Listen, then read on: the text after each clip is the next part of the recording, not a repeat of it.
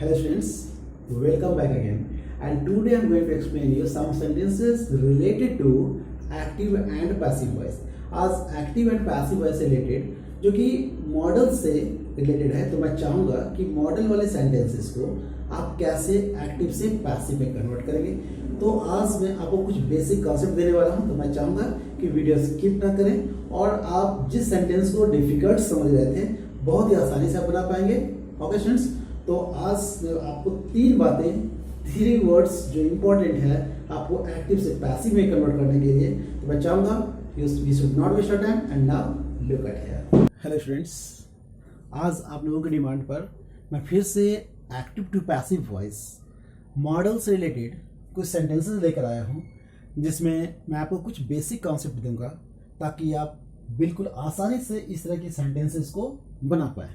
तो जब भी आप इस तरह के सेंटेंसेस को बना रहे हैं तो किन किन बातों का ध्यान देंगे, आज मैं आप लोगों को उन सारे कॉन्सेप्ट को दूंगा। ध्यान से देखेंगे, जब भी आपके सब्जेक्ट के रूप में एनीबॉडी, समबॉडी या वी इस तरह के वर्ड्स हों तो कोशिश करेंगे कि आप इन सारे वर्ड्स को यूज नहीं करेंगे, क्योंकि पिछले वीडियो में मैंने आप लोग बताया था कि सब्जेक्ट को ऑब्जेक्ट के प्लेस पर, ऑब्जेक्ट को सब्जेक्ट के प्लेस पर। आज मैं आपको जो बातें बता रहा हूं उन तीन वर्ड्स को विशेष रूप से ध्यान देंगे। पहला सब्जेक्ट, दूसरा वर्ब और तीसरा ऑब्जेक्ट।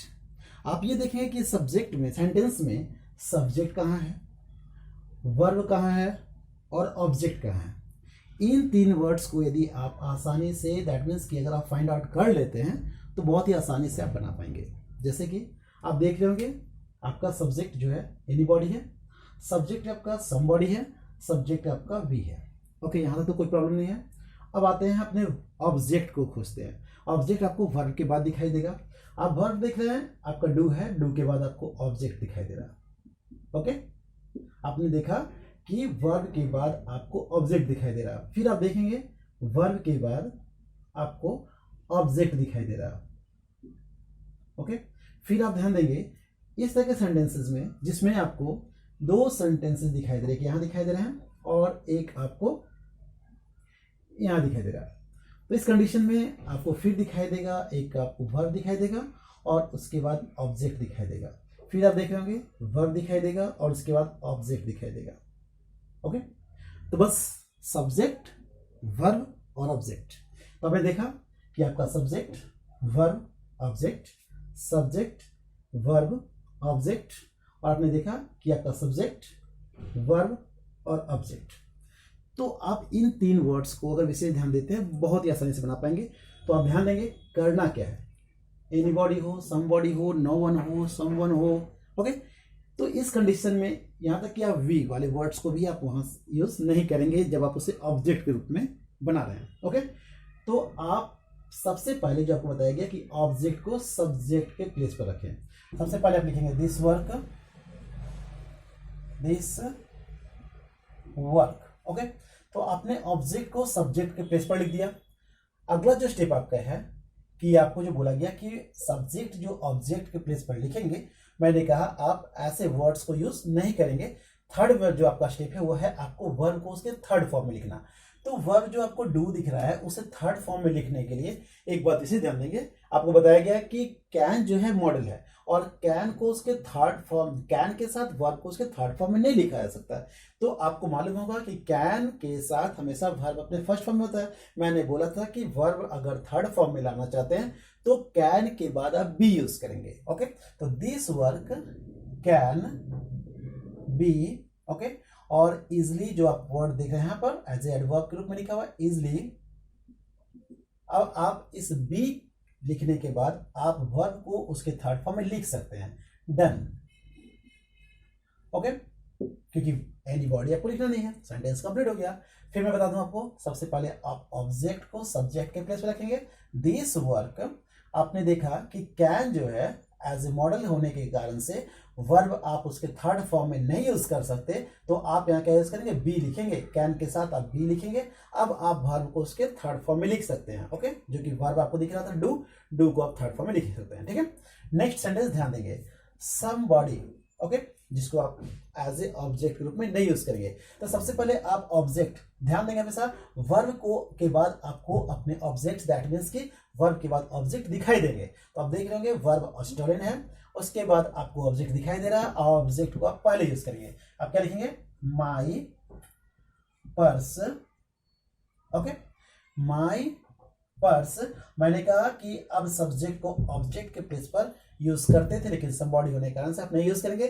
थर्ड जो आपका वर्क है कि वर्ब को उसके थर्ड फॉर्म में लिखना है, लेकिन इस बात का विशेष ध्यान दें, जब भी सेंटेंस में हैव या हैज हो तो उसके बाद आप बीन यूज करेंगे। ओके, तो माई पर्स मस्ट हैव के बाद क्या लिखेंगे? बीन।